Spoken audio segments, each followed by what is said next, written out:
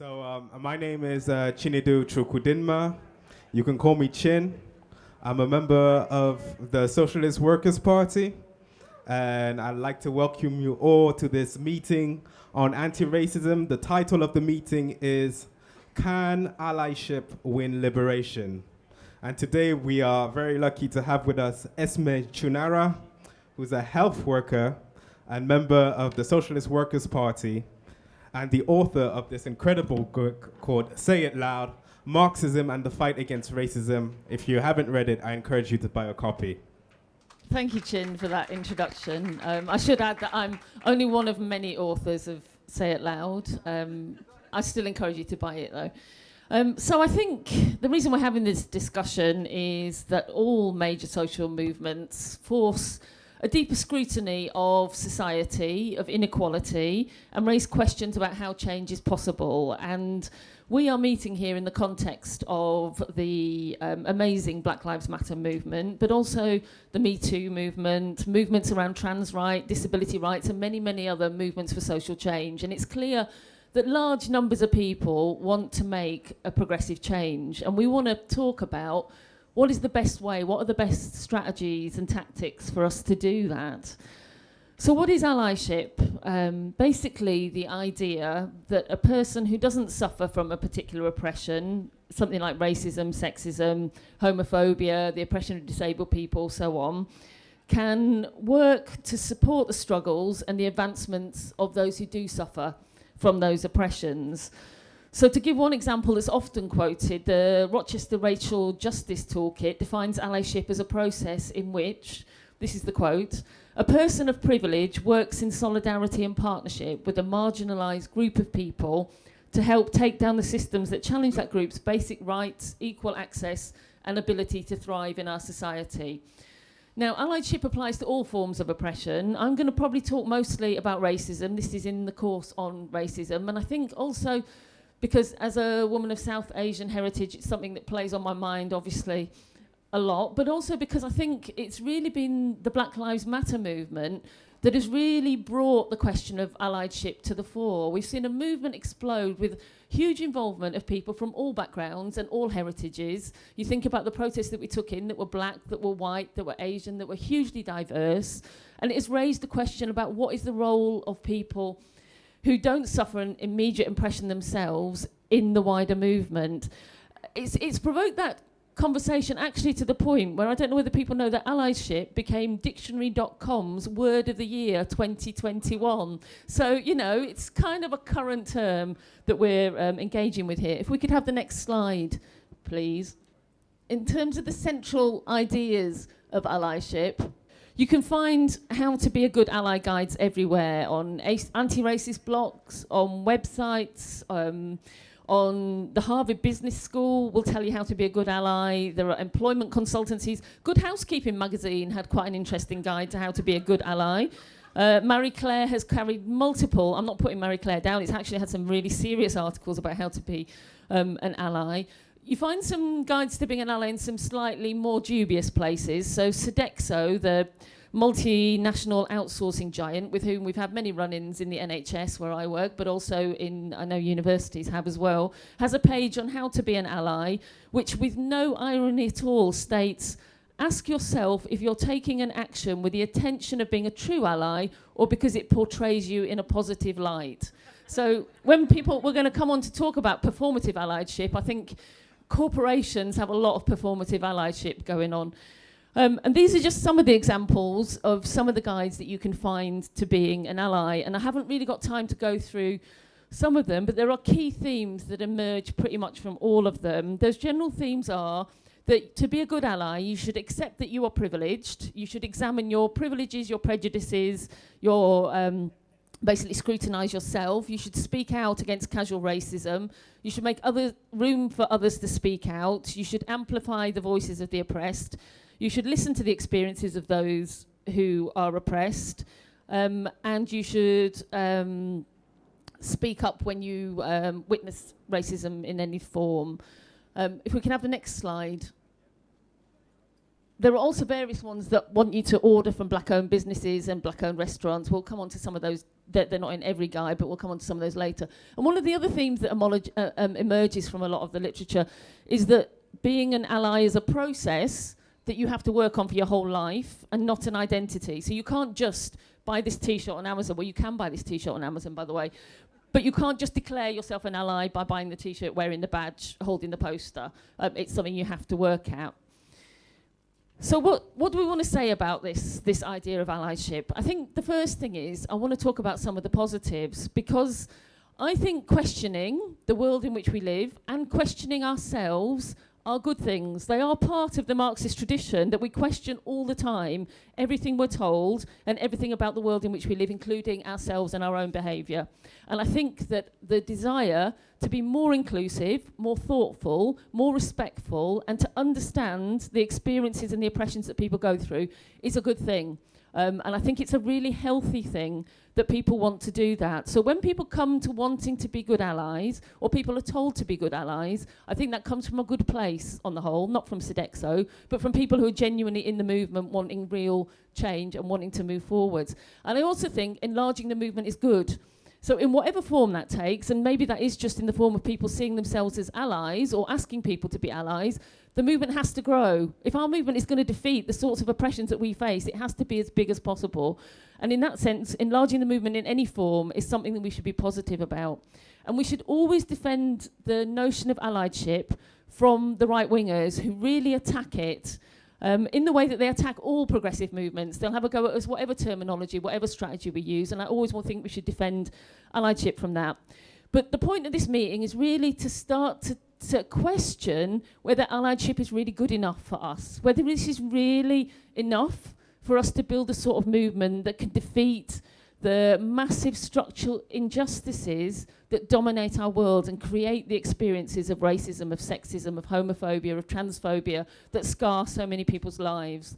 And I want to really talk about the limitations of allyship. And I'm not the only person talking about the limitations of allyship, and I don't make that claim whatsoever. There are many other black writers and activists who have also criticised this as a way forward. If we could have the next slide. Take this one, for example, from Roxane Gay, who wrote right back in the first wave of Black Lives Matter during 2016, people do not need allies, black people do not need allies. We need people to stand up and take on the problems born of oppression as their own without remove or distance. We need people to do this even if they cannot fully understand what it's like to be oppressed. And also, if we can have the next slide, Emma Dabiri has written this excellent book. Probably some of you have read it. It's a very thought-provoking book, and I would highly recommend it.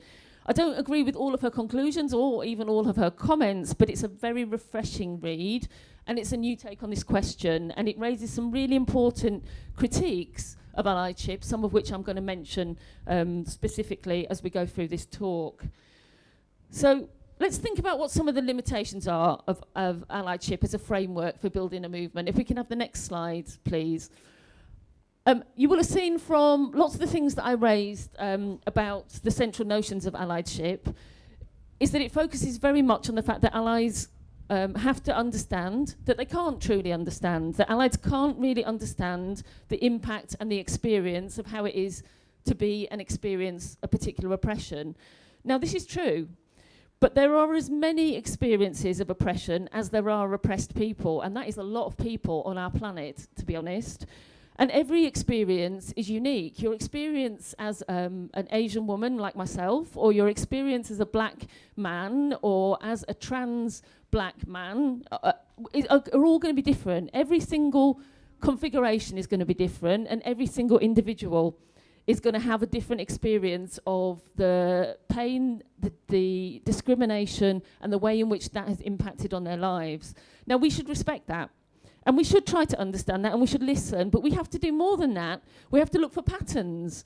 We have to look for how we can collectivise those experiences, how we can collectivise the pain, the suffering, the discrimination, for things that we can actually change. And we have to go beyond the recognition of experience as an expression of suffering to looking at how we can attempt to tackle the causes that make those experiences quite often quite painful. And that's not to say that experience doesn't matter. Experience can be a very powerful thing. And I think there's a dialectical experience between, a dialectical relationship between experiences and mass movements, and how powerful those experiences can be, but also how mass movements can allow people the space to express their experiences. You think about the struggle for legal abortion in Ireland, for example, where actually during the mass movement to legalise abortion, you actually got women telling their stories, often for the first time, and extremely powerfully talking about what it was like for them having to seek an abortion when it was illegal in Ireland. And actually, the more the movement grew, the more people could speak out. And the more people spoke out, the more that feeds back into the movement. And I think it's absolutely the same with Black Lives Matter. Black Lives Matter, in a way, was a collectivisation of that pain, of that suffering, of the many disparate and diverse experiences of injustice that people have faced, and it was a collectivisation and a demonstration of that, but it is still giving voice to that. It's still giving voice to people who want to tell their stories of racism in all areas of life. It did that on a local level when people spoke at demonstrations that were held in towns, in villages, in cities. It's done that through exposing the Yorkshire cricket scandal. It gave confidence to Azim Rafiq to speak out about what's happened at Yorkshire cricket. He gave confidence back to wider people in the sporting world to speak out. Or you think about the fact that this is the 50th anniversary of the Pride demonstration this weekend, and actually Pride again has been a chance for people to come together and collectivise their experiences and transform their experiences together. So experience, to paraphrase Gary Young, is a good place to start, but it's not enough for a place to finish. Pain or testimony are not enough on their own, and if they were, then we wouldn't be having meetings like this, because we would only need testimony. We wouldn't need struggle, we wouldn't need conversations about strategy, debates or theory. And I think also, if experience is used to shut down a wider debate, to say my experience trumps anything else, you can't talk to me about this, then actually it becomes harmful to the movement, because our movement can only be built on open discussion, on argument, on respect for each other, on people being able to participate in those arguments.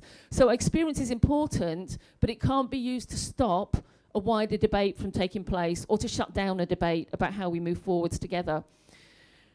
And when we talk about listening to and supporting marginalised or oppressed people, when we talk about allies have to listen and support those struggles, I think it's also the case that we have to say this is a problem in that it tends to essentialise what those people are. So if you're going to say, let's support black people, or let's support women, that's what allies should be doing right now, it's patronising to expect that all oppressed people are going to have the same views. So think about black people. The most obvious examples are stuffed in our cabinet, in the government cabinet at the moment, where you think Priti Patel, yep, she's an Asian woman. Does she fight for the benefits of Asian women? Absolutely not. She's locking people up and has some of the most disgusting, draconian, racist policies we've ever seen come out of this government, and that's saying something.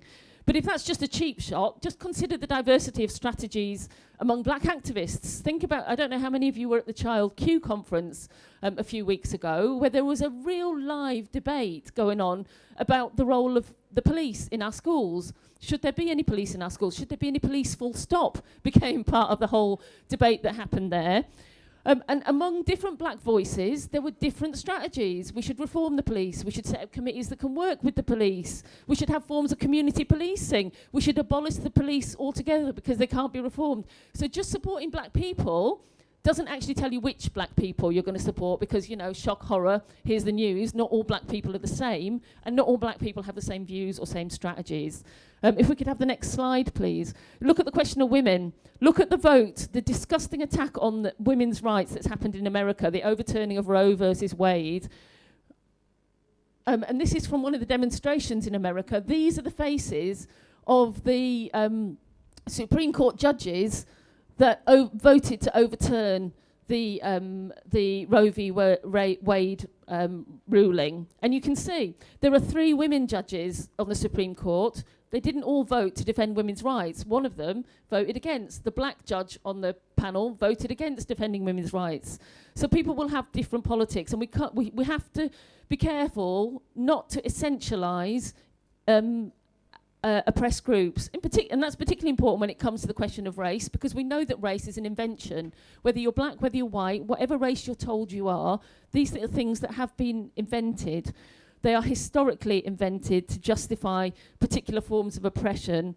And also, there is the question about who gets to decide who is black and who isn't black. If we can have the next slide, please.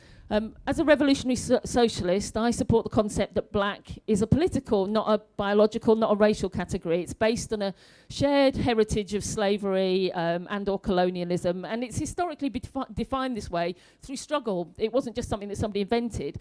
Through struggles against the National Front, against racism in Britain, this kind of concept was defined through struggle, and it's something that trade unions still often hold on to today. But so I'm an Asian woman, a woman of mixed heritage, but part of that heritage is South Asian heritage. So the question is, does that make me black, or does that make me an ally? Does it make a difference, would be my other question. Or is the crucial thing not whether I'm in black or out of black, whether I'm an ally to black people or an Asian person who's an ally to someone else? The question is, am I actively still trying to struggle to dismantle racism along with everybody else who wants to do that? And I want to come on to really what I think is the main problem, if we can have the next slide, with the questions of individual privilege. The questions of allyship, which is that allyship is so often portrayed, in fact it's really the dominant framework it uses, is this framework of individual privilege. So to give an example, one of the writers, Holiday Phillips, an activist wrote in June 2020, her definition of an ally, someone from a non-marginalised group who uses their privilege to advocate for a marginalised group. They transfer the benefits of their privilege to those who lack it. Now, I want to say something about the question of privilege, because obviously inequalities are real, and those who face oppression clearly get a worse deal. That's how oppression works.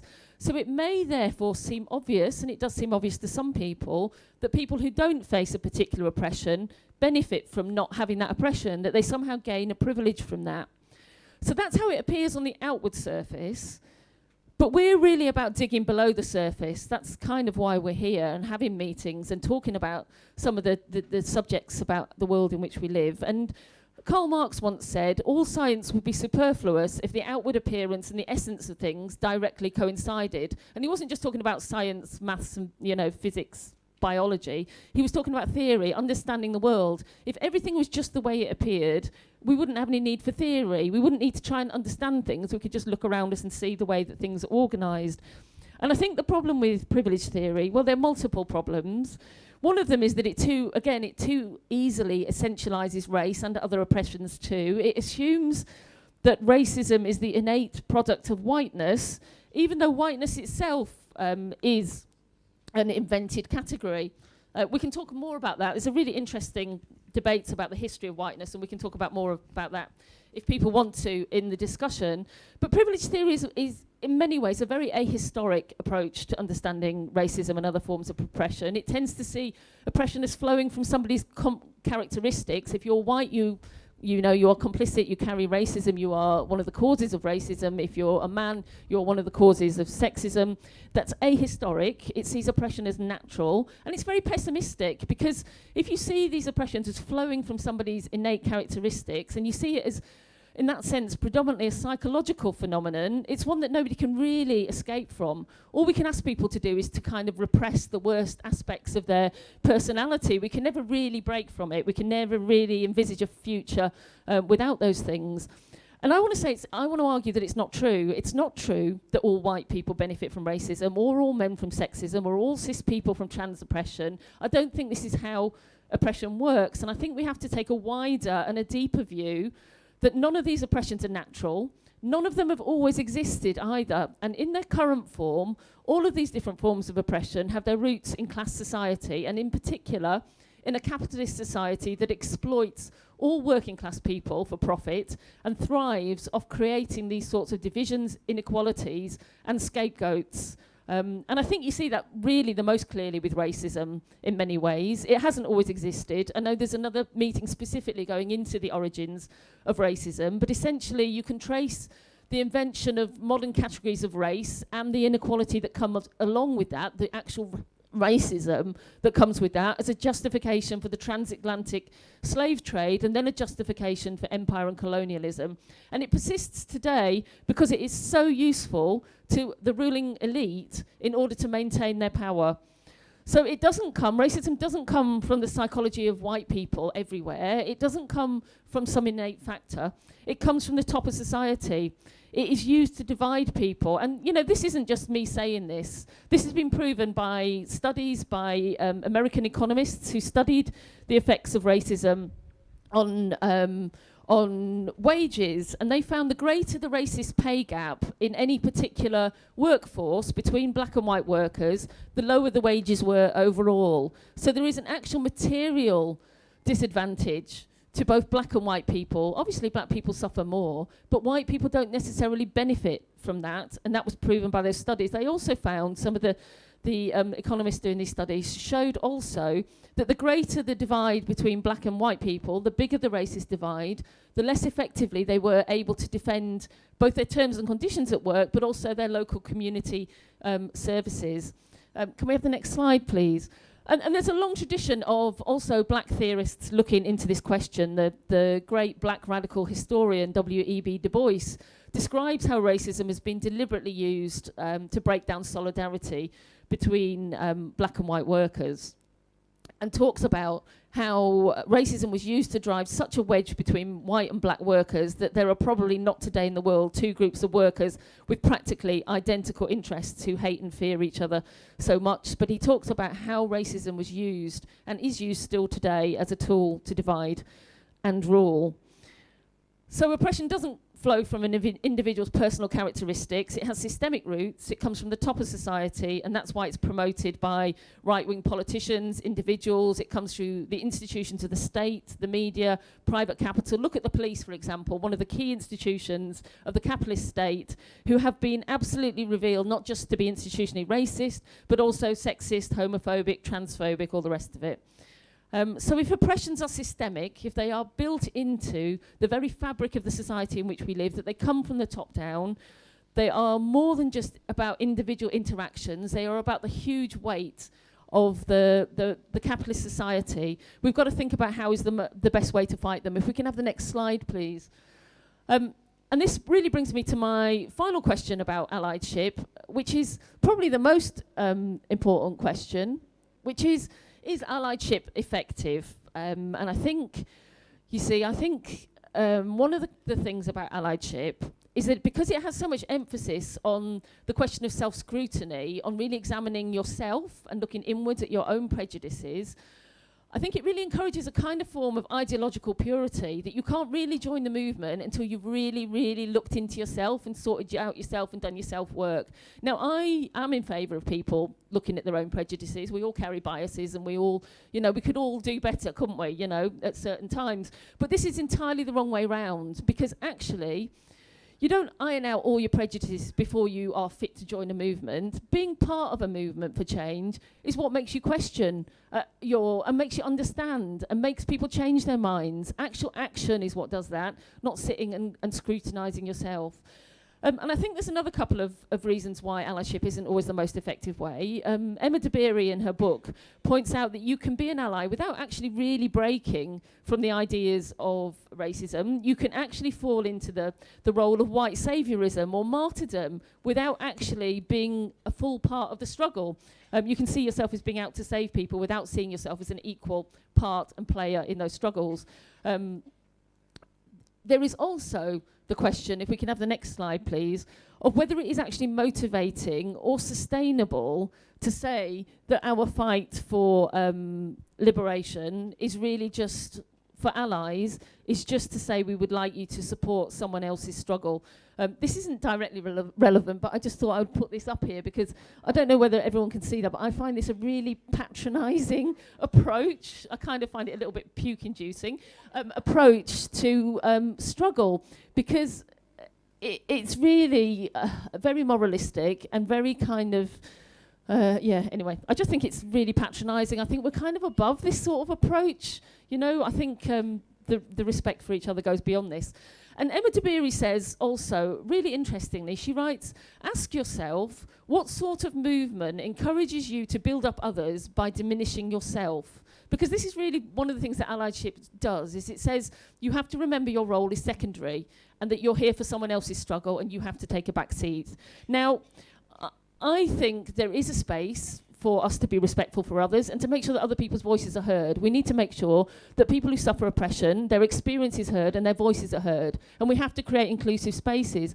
But that doesn't mean that we have to diminish ourselves. And I think one of the things is, if you are a working class person, diminishing yourself is the last thing that you should be doing, because this society, whether you're black or white, male or female, gay, straight, transgender or cisgender, this society is all about diminishing you and putting you in your place and shutting your voice up. And we want more people to have the space to feel that they do not need to be diminished and they can speak out. And my final point about whether it's effective is really, what does it mean to transfer the benefits of your privilege to somebody who lacks it? It's really not clear how to do that. Is that through giving money? I'm not sure that we can buy ourselves out of this kind of, you know, given the cost of living crisis, buy ourselves out of this situation in which we're in. But it's a very neoliberal framework, isn't it? It's very individual and it's very transactional. And I think we want to go beyond the neoliberal. And I think we have to think that if oppression doesn't just exist at the level of psychology or the level of symbolism, that it causes material injustice and deprivation, we have to have collective struggle for material changes. And if we can have the last slide, this is my final section, which is that we can do better than allyship. And we have to talk about how we can do better. Emma Dabiri argues, like many activists, that we can go beyond allyship to coalition. She talks about the Black Panthers, which is why I put this slide up, who did forge meaningful coalitions with other progressives, including gay rights groups, Latino groups, and with poor whites, these people from the Young Patriots. They linked up struggles, and linking up struggles is really important. It's a really good step forwards. But in my view, it doesn't actually completely overcome some of the weaknesses I've talked about, because you can still have very separate struggles that are just kind of coming together to see if they can meet in the middle to improve their kind of their impact. And I think we can go beyond allyship, but also beyond coalition, to look to genuine solidarity. That where we enter a struggle, if we can have the next slide, please, where we enter a struggle not just to be nice to other people or to support other struggles, but because all of us have an interest in demolishing the system in which we live and in breaking the divisions that keep all of us down. Capitalism is based on the exploitation of the majority for the benefits of the minority, the people who genuinely are privileged in our society. And that ruthless drive for profit dominates everything. And this is why I think it's important to talk about class, that class isn't just another oppression, although there are lots of prejudices about class that still exist. Class will also impact on how you experience oppression. Rich women have always been able to access abortion, and they will continue to do so in America. But working class women, and black women in particular, die trying to terminate their own pregnancies or through backstreet illegal abortionists.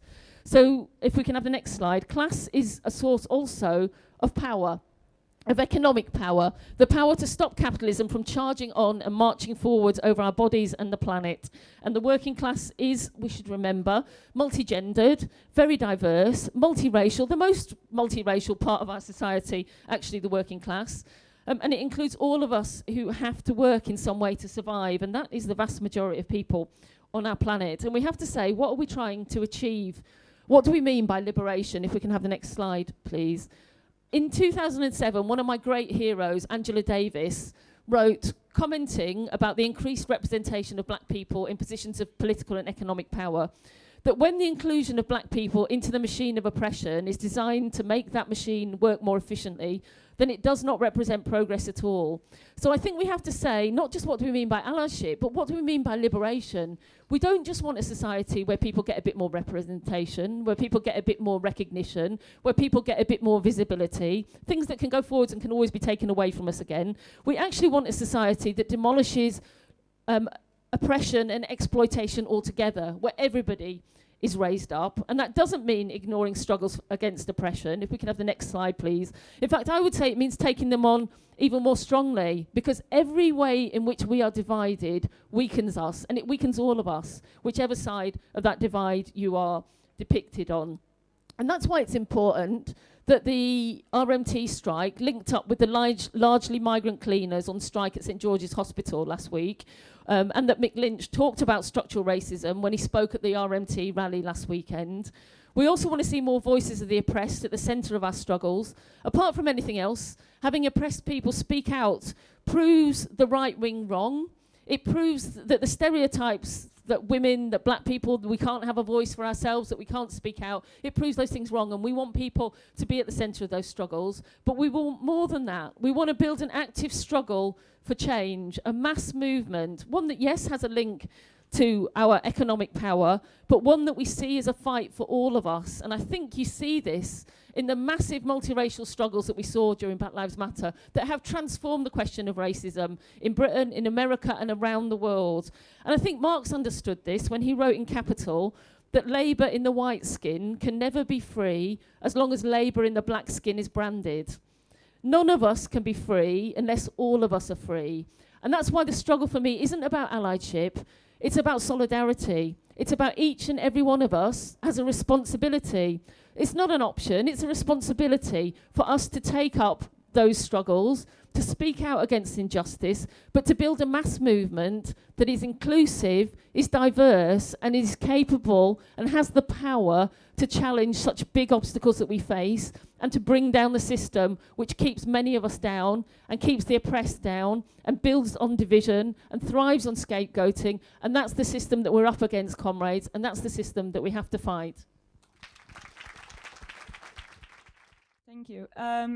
You just said that just creating more recognition and visibility is not enough, and that oppression needs to go entirely. And I understand with movement, it's always steps, right? So I'm actually curious if you can talk a bit more about this, because we cannot change the world from one day to the other. So I thought that doing something to create more visibility is like one step towards it. Thank you. Thanks very much, comrade, for your very enlightening talk. I suppose what I'm most interested in raising a question about is that term itself, comrade.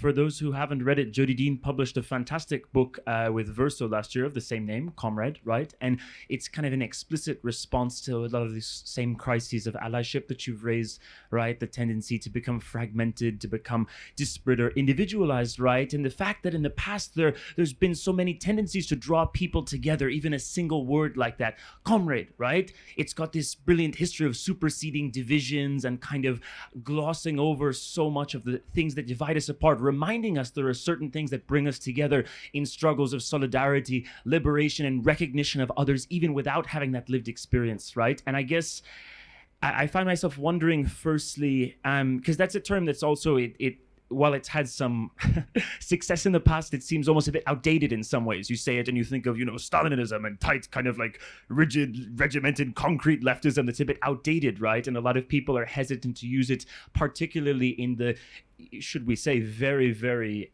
needed and helpful drive to recognize people's particular struggles of oppression. So I guess I'm wondering, firstly, if you think there's any if there's any potential to revise this term of comrade, this label to bring people together. And secondly, moreover, if we can think about ways beyond simply a label like comrade to forge distinctive new shared identities beyond something that's been very much socially constructed, that's been imposed on us by ruling classes and by capital's interests, right? New ways that we can define ourselves as blocks of solidarity, as folk what care about one another, right? Through these sorts of ways beyond it, that may go beyond something like comrade, either as a word or a social structure or a yes, thank you. Thank you. Right, so I'm going to take the person in the black beret, and then I'm going to take the person with the glasses. Yeah, let me just pick up the question that was raised, because I think it's absolutely right that we're not going to go from being oppressed and exploited today to coming together, and then tomorrow we'll have the revolution and we'll all be living in a fantastic equal society. The point is, of course, to struggle and to get involved in the activities that can bring the liberation around. And that is why, of course, the Black Lives Matter, as Esme said at the beginning of her talk, was, I think, by a country mile, the most inspirational thing that we've experienced over what has been a very turbulent and uncertain last couple of years. The fact that despite the pandemic, the fact that we were having to live in isolation, not being able to meet with each other, literally tens of millions of people around the world erupted onto the streets in the aftermath of the murder of George Floyd, showed just how determined and committed people were to challenging and fighting racism. But of course, as Esme quoted Angela Davis speaking, incidentally, at a longshore workers' strike on Juneteenth, said at the time that it's important that we go from having an incredible moment of passion and organisation and mobilisation to a movement for lasting change. And that is the challenge, and that is why questions of, is it allyship, is it something else, if we're going to achieve a successful fight against racism and other forms of oppression, is so important. It has been inspiring to have so many people erupting onto the streets, and of course it has made a difference. The fact that, the most concrete example, Derek Chauvin would not have been convicted of George Floyd's murder had there not been months and months of people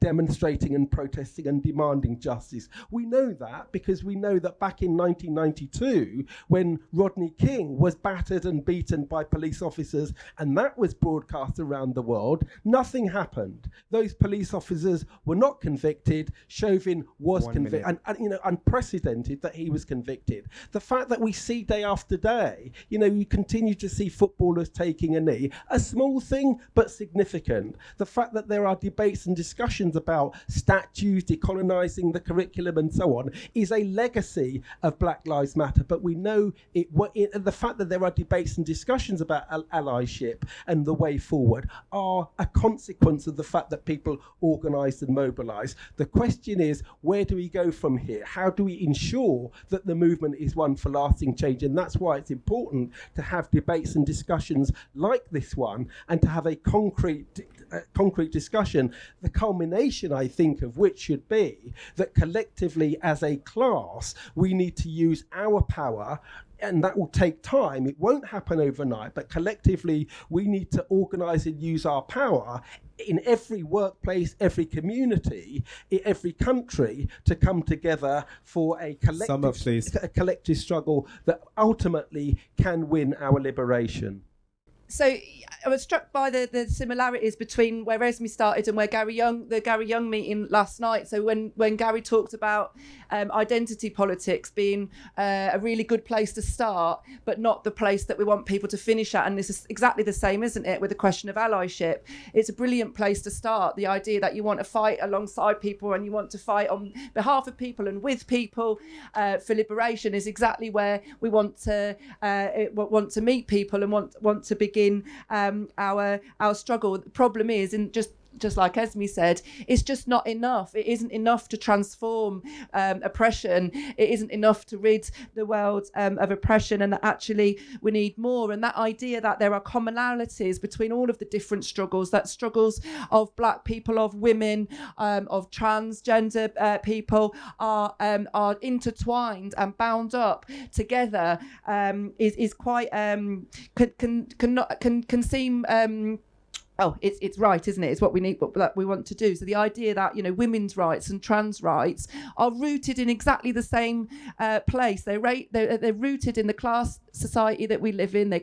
They're rooted in gender stereotypes, and therefore there is a common fight for women's rights and trans rights that needs to be linked and fought for. And it doesn't always seem obvious to people, and it's why actually we need more socialists, and not just more socialists but more organised socialists that can discuss through how do we take this argument about there being a commonality of struggle and a commonality of interests, and I think that level of organisation, I can see some of my NEU colleagues, has been really crucial in how we've tried to navigate some of the arguments that have gone on within our union. And I just wanted to end with, when Mick Lynch stands up and he talks about we are a rainbow and everybody is welcome here if they want to earn their living and nobody is illegal. He's not saying that as an ally. He's saying that as a fighter for the liberation of the whole of our class and against the division of our class. And it's why I think it was such a powerful thing and such a moment when he made that speech that it really meant something. 1 minute. I'll leave it there. Thank you. Right. So we are going to take the person in the pink T-shirt, followed by the person with the blonde hair. Hello.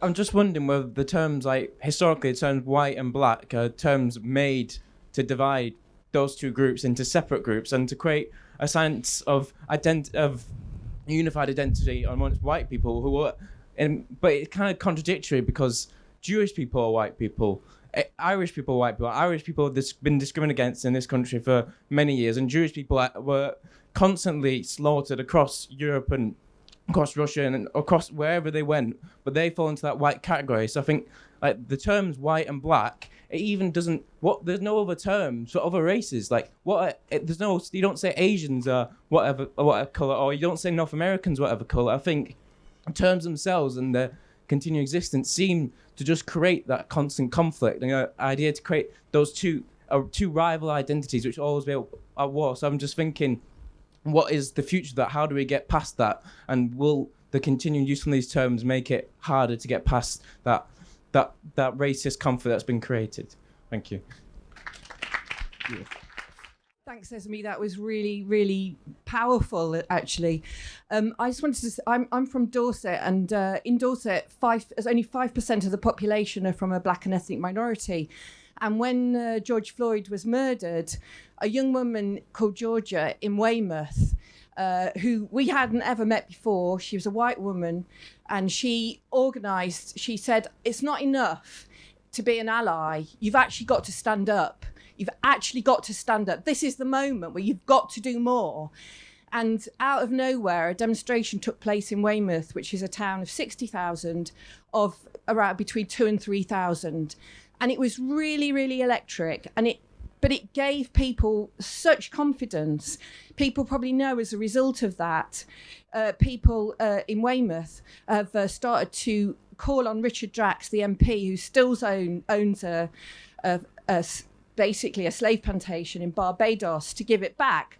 And now we're linked up with people in Barbados, and it's been really fantastic that people in Barbados know, that people in Dorset do give a shit. But it's also meant that this idea of privilege, I mean, the idea that people in Weymouth and Portland are privileged is really just not okay. It's one of the poorest areas in the country, and in 2017, it had the lowest pay of anywhere. 40% of children in Portland are living in poverty. And it's absolutely in our interests for black and white people to unite together and kick out these people who just assume that people will vote Tory in a rural area. And, it's from these little pebbles, really, that these ripples have come, and people have started to realise that really things can change even in a place like Dorset, not through allyship. We have to go much further, and we really have to stand together and be strong. Great.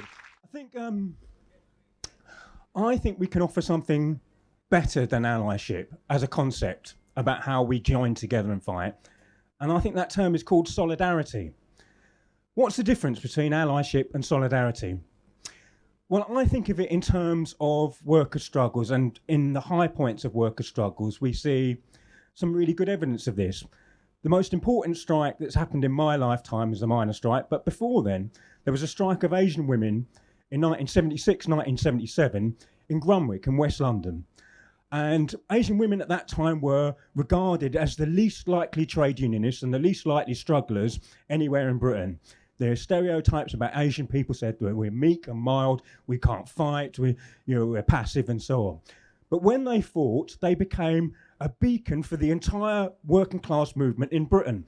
And that meant that on the day of solidarity that they called, more than 1,000 Yorkshire miners came on coaches to northwest London to demonstrate with them.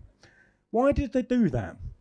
Is it because all the Yorkshire miners were already, by 1977, committed anti-racists to a man, every single one of them? No, what they understood was that there was a generalised offensive against all working people, and if that they got away with beating the workers at Grunwick, they would beat us all, one by one, that we have to stand together.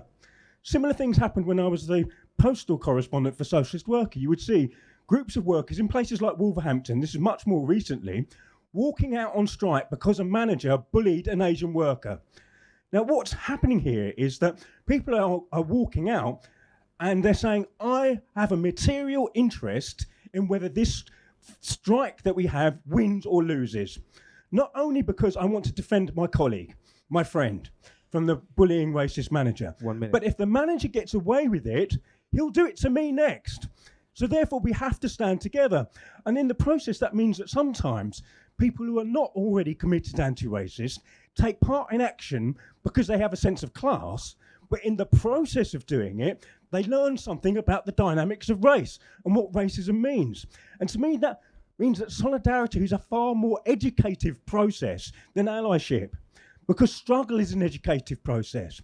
Allyship implies a level of passivity that means I think you can get away without struggling, but struggle is the motor of change. If you want to know why Britain today is not the same place as it was in 1977, it's because those Asian women struggled. Without the struggle, nothing changes. And that's why I think solidarity is what when someone says allyship, I say I prefer the term solidarity, and here's why. I just wanted to take up two things that Esme raised, which is, first of all, things appear some way, but underneath the surface, things are very different. But I also wanted to explore the idea of the limitations of allyship and what it can achieve in the fight against liberation. I've just returned from the TUC LGBT plus conference representing the National Education Union. A huge argument erupted between two oppressed groups. I suggested that we put forward a motion talking about the overturning of Roe versus Wade in the USA and come out in support of abortion rights. A huge argument erupted in my delegation because one group, the trans group, did not want the word woman in the motion really at all. Whereas the motion that we drafted, the women on the left had drafted, put that in. It ended up with us, there was such a row about it that nothing got done about it, and we couldn't put it forward, we couldn't come to an agreement. And that is incredibly sad, because it reflects the fact that when you argue that because you're oppressed, only that group can say something about that oppression, and that's the way it is, it leads to a limitation of the struggle. And it also creates friction between groups that can't be solved or resolved. The irony of the conference is that actually within the conference, the big thing that could unite people, the idea of class, was represented massively by the RMT workers who were there, the LGBT plus RMT workers, who every time they spoke, every time they talked about the strike, every time they talked about June the 18th, there was a massive roar, a massive cheer, and a way to unite the conference. And yet, because people were not looking outside their groups and only looking towards allies, and not trying to link that to working class struggle that could take forward the arguments about oppression and try to take on oppression, that was the limitation. And so that was a huge limitation shown there. what's really annoying about it is that when you see the power of the working class in action, like the RMT have done over the last couple of weeks, it shows the way that the fight against oppression can be linked to that. You can use the power of the working class to take on capitalism, which creates the oppression in the first place. And that is what really could solve that issue, not fighting individually within individual groups and looking to allyship. Person in the Marxism team shirt. And please feel free to put your hands up. Okay. Well, first of all, thanks, Esme, for the introduction. I only managed to catch the last bit of it, so I'm not hope I'm not repeating. But I just wanted to go back to what someone brought up about visibility and small steps in a bigger movement. I think and I think what's about visibility, and I think it's kind of what's connected to this is the idea of black faces in high places. And I think there's nothing automatically radical about black people in high places. You only have to look at Kamala Harris or Priti Patel to know that that's definitely not the case. I wish there was a lot less Priti Patels in Parliament. I wish she was a lot less visible. I wish she'd disappear, to be honest. But I mean, that's kind of that's not the visibility that we want to see, I don't think. I think there's nothing inspiring about that. I think what is inspiring is Esme brought up Angela Davis, black revolutionaries, but also you just have to look at the Black Lives Matter movement. I think that inspired a whole layer of people, of young people in particular. And I think there's kind of no point having visibility at the top of a system which is it's not built for ordinary people, and that's built on racism. It's intervening in that system is not. It's we know that it doesn't really work, and it's not really what's tackling racism. I mean, someone brought up about black and white, and the kind of this arbitrary. Arbitrary words to describe different groups. But it is. Yeah, but I think what's quite powerful about that division of two groups or whatever is when they actually come together and fight. When black and white come out together, to reject the divisions, to reject racism. We see it with the Black Lives Matter movement. That was a massive, broad, radical movement. We see it with picket lines, black and white RMT strikers out. I think that's really how you break down the divisions and you can fight racism. And I think there are those are the kind of smaller steps, struggles and strikes, towards the radical conclusion, which is eventually breaking with a racist system. But yeah, thanks. Thank you. Thank you, and thanks, Esme, for that fantastic introduction. To be honest, when you raised what W.E.B. Du Bois talks about, how close the interests of black and white workers in the Deep South were, despite how much they were driven apart by racism and so on. To be honest, it really reminded me about the history of the Confederate statues, to be honest, because obviously a massive part of what we saw in 2020 was the attack on, monuments and statues that celebrate arch-imperialists, slave traders, and so on. When you look into the history of a lot of these Confederate statues, they were not erected immediately after the American Civil War. A lot of them came decades later at a time when the rich in the South, the bourgeois in the South, were absolutely terrified of the insurgency of black and white poor in the South.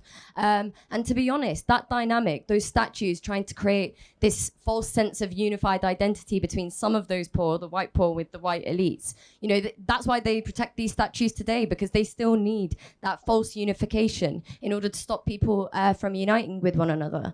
And actually, there's obviously going to be a session on modern statues later today in the festival if people wanted to carry on talking about it. But, I think, while it's important that we understand the differences between experiencing racism and not, let alone the different experiences of different forms of racism, that's why we have lots of meetings at the Marxism Festival exploring different aspects of racism and oppression. I think it is important that we understand the differences and so on.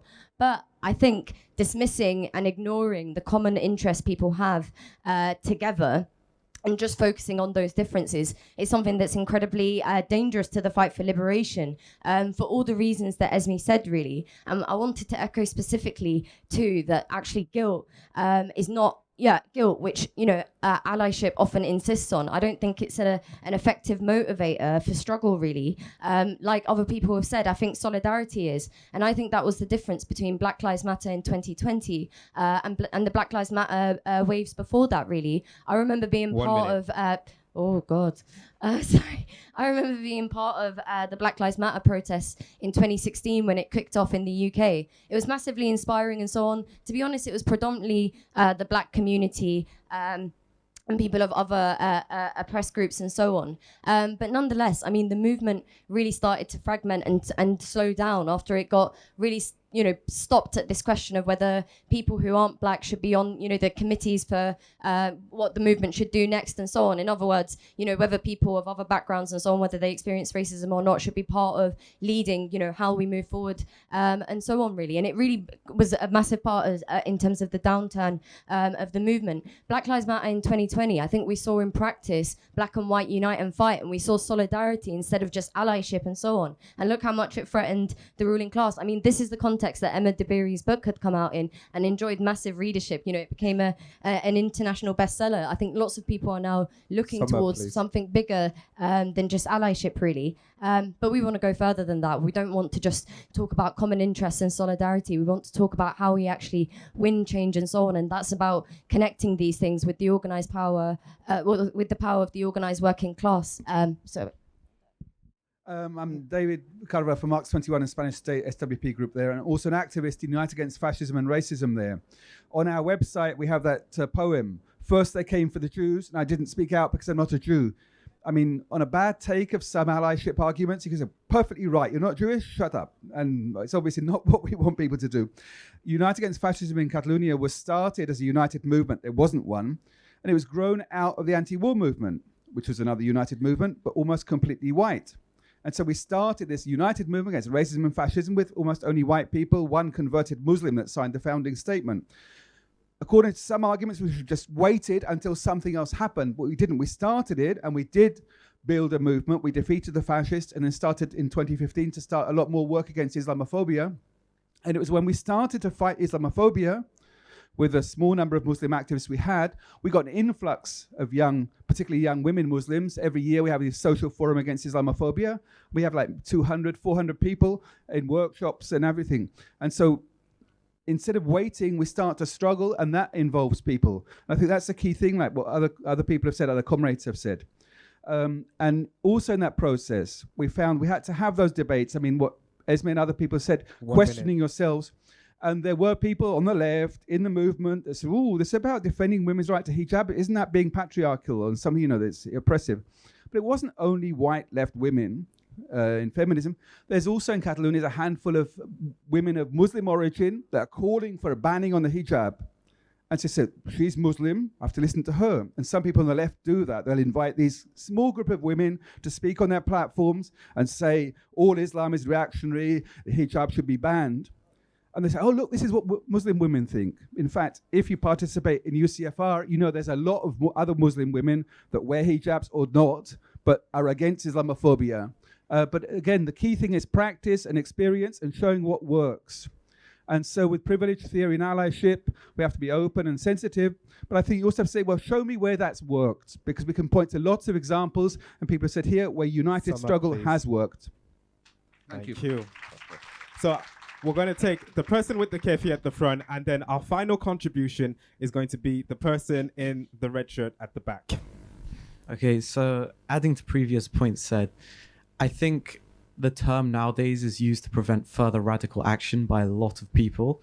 Like, you see people using the term to legitimize the inequalities they cause. A good example of this is like looking at companies during Pride Month. They change their logos, yet they don't actually act. They don't do anything. A lot of companies also talk about diversity policies, but their policies don't actually do anything. They hire like 1 or 2 people of color, and they use this as an point to not do anything further. Where in reality, these companies and these like even universities, for example, have been exploiting people. They've been exploiting people for years, and they refuse to do anything further than that. When people accuse them of racism, when people accuse them of bigotry, they don't do anything, and they use the excuse that they've done something like, oh, I've hung a pride flag, or I've hired a black person, as a way of legitimizing their racism. You know, I think it's just a stopping point, and it doesn't allow for further action to take place. That's my point.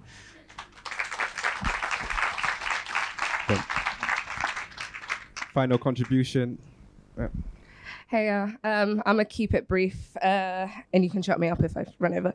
But thank you for that. I think it was a really interesting conversation to be talking about allyship, and I want to talk about it like from my perspective, and being a black activist, and seeing the stuff that you were talking about, like asking white people to take a step back, but like, you know, if you're from Devon or Cornwall, etc., there's not going to be that many black people, and so whilst representation is important on race issues, there's definitely white people that have more intricate knowledge on colonialism, racism than I do. And it's a thing where we've got to work together and use all of the skills and expertise that we have. And allyship doesn't do that. In terms of, it is a great sentiment, as you said, and it's definitely has its time and place. Like I have a lot of white friends that post on Twitter when they see an interaction and they see a police officer stopping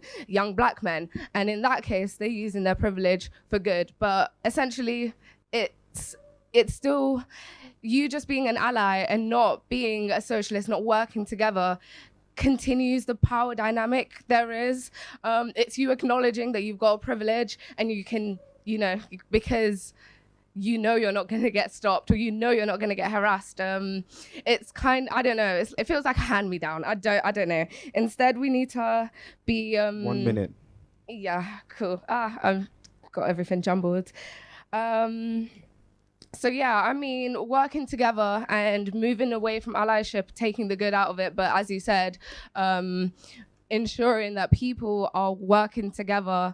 And sorry, I had a point. It's gone. Yeah, God. Anyway, I feel like this is a safe space. I've enjoyed working with all types of activists in the Socialist Workers' Party. It feels equal, and that's the most important thing, because it's helping us carry the burden. It helps me carry the burden of racism when you're helping me out, and vice versa. I will help out my LGBTQ folk, and holding, like, you know, taking that burden amongst us lightens the load, and that's the most important thing. Sorry. Yeah.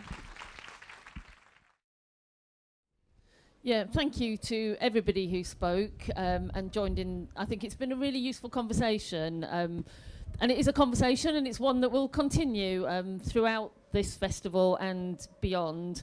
And I think there's a few things that I wanted to say.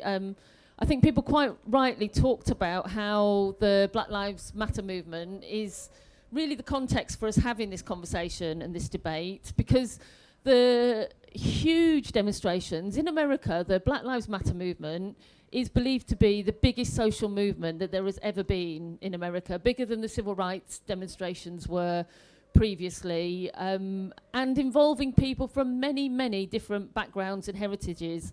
And it has provoked a discussion about what the role of white people should be in that movement. But I have to say, for a lot of black activists who for many, many years in America felt that they were fighting their battles on their own, many people felt that this was a hugely positive thing, that the movement was growing in size and in impact in the way that it was. And one of those people who spoke about that in June 2020, the American academic and black activist Cornel West commented on Donald Trump's talk of a race war, saying, the good news is that if there was a race war, we've got a lot of white brothers and sisters on our side now, and that makes a big difference.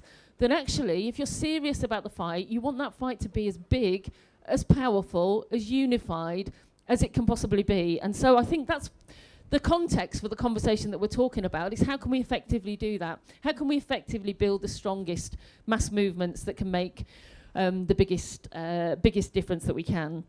And so I think some really useful things came up in the discussion. So somebody talked about the question of white and black and these opposing terms. And I think it is really important to go back to that because both of them are invented.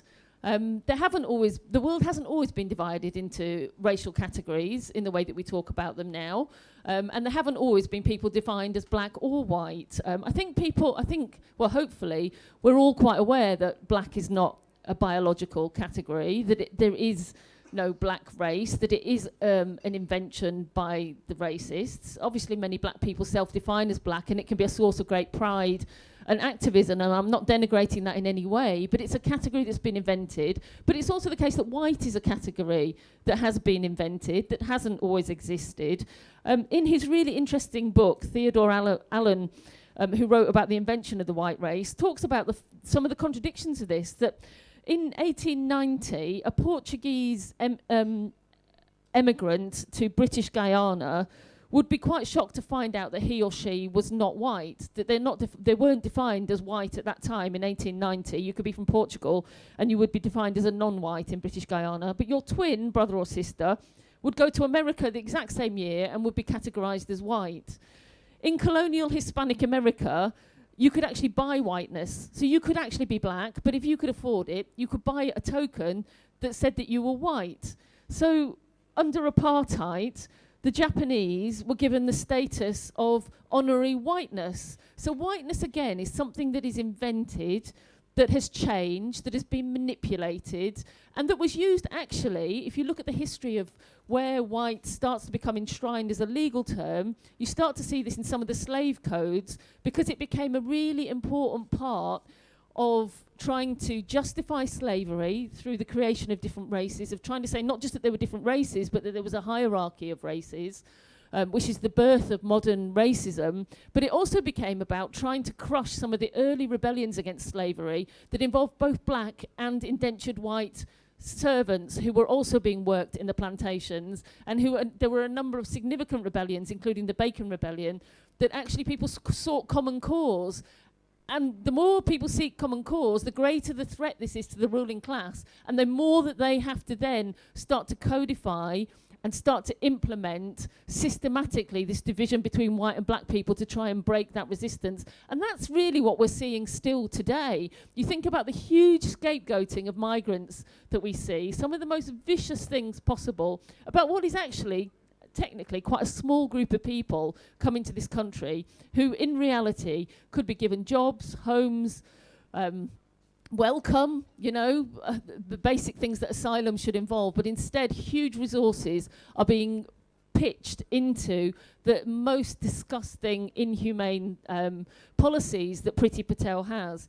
And you think about actually how we should defend migrants and refugees and asylum seekers. Yes, we should defend them because what's being done to them is horrific, it is inhumane, it is amoral, it is something that we should all be fighting against on that basis. But we have to fight against it as well because it's our fight as well. Because you think they get away with treating refugees like this.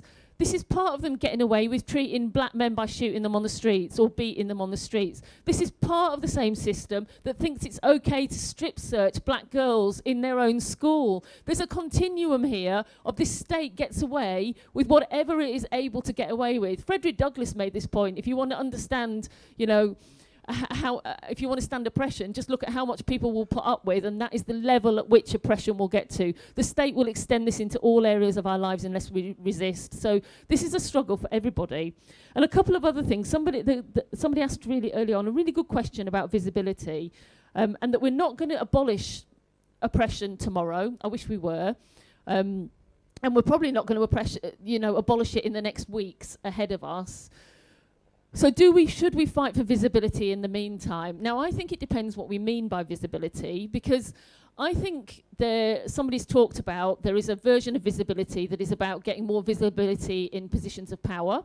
And I think people have critiqued that really well. And I think hopefully there's a general agreement that our strategy here isn't just to get black places in high places. This is a strategy that has reached its pinnacle with the President Obama becoming the President of America. And the situation for black people in America has continued to decline. For everybody, for working class people in America, has also continued to decline. And we can see that this strategy does not work for the vast majority of people. But there are other versions of visibility. And in one sense, yes, we do want more black people to be visible in the movement. And we want them to be visible in films, on TV, on our screens, in sport. One of the things that Black Lives Matter did is it created a shake-up of the film industry, of TVs, of new films being made, of the small act series being made. This is good visibility. We want to see more of this. We do not want our culture to be dominated by the right wing and by racist ideas and by, things that are not relevant to our lives. We want to see new things, new voices, new creativity, and we want that to be harnessed and we want that to be visible. But there is another form of visibility that I think exists in some movements today, which thinks that visibility is enough. And you see this a lot with social media, that is our goal just to be more visible? Is our goal just to see more people or just to hear more voices? And I think it's not. Visibility is not enough. Symbolic change is not enough. Social media activism is not enough. That what we want is to combine that struggle for visibility, for voices to be heard, with activity that can change the material basis of our society, that visibility is only effective if it is linked to activity. And this is kind of really my final point. There's been lots of discussion about what language should we use. Should we use comrades? I have to say, when I joined the SWP, I could not understand why everybody was calling everybody comrade. It is a bit weird, isn't it? You have to say. And I say this as a proud comrade. It does sound a little bit weird and a little bit strange that everybody goes comrade, and you're like, whoa, am I in Russia now? But actually, there is obviously a fantastic history of people calling each other comrades in arms, comrades in the Spanish Civil War fighting fascism, comrades on the barricades. We will be comrades on the streets when we face down the police every single time. So I do think we should use the word comrades, but in a way I'm less hung up on what language people use. And I have to say this about allyship, that actually, if people want to call themselves allies, it's a brilliant place for them to start. And it's the beginning of people saying, I am with you, I am on your side, and I am against the injustices that we face. So I'm not putting down people who call themselves allies. I'm just saying that we can do better. And that we don't have to just be allies if we understand that our struggle is a struggle for everybody. And if you think about this world in which we live, this system is killing us. It's killing all of us. It's killing black people shot down on the streets, but it's killing people in the global south who have no access to water, who face the brunt of environmental destruction and wars. It's killing women who cannot access free and safe abortion, still in so many parts of the world. This isn't just about America. This is about so many different places. It's killing people with disabilities who are treated as if they're nothing because they do not create towards the profit-making system and the narrow defines of that under capitalism. It's killing all of us because it's killing our planet. The very basis of human life is being destroyed by this system. And we have to say we need a huge struggle back against that. And people can use, in one way, whatever language they want to do that. But the best way to do that is through activity, through struggle, and through solidarity, through saying that your struggle is my struggle. I come to this struggle not because it's someone else's, but because it's my struggle, because it's our struggle, because together we are strong, divided we are weak, and we want to fight together. We all come with our own experiences, our own values, our own pain, our own strengths and our own weaknesses. And to be honest, that's what makes us brilliant. That's why when we're out on the streets and we're black and white, we're gay, we're straight, we're trans, we're cis, we look amazing and we are fantastic and we do have that power. We live in a system that tries every day to put people down, to tell us that we're worthless, to tell kids that they're stupid, and we will not put up with that society. We have a vision of somewhere else that we could be. And that place, yeah, we may not get it tomorrow, and we may not get it the week after, but every battle that we win, and every battle that we fight, even if we don't win it, every time we go out there and we take them on, we can stand proud, yes, with our comrades, and with our allies if they want to call themselves that,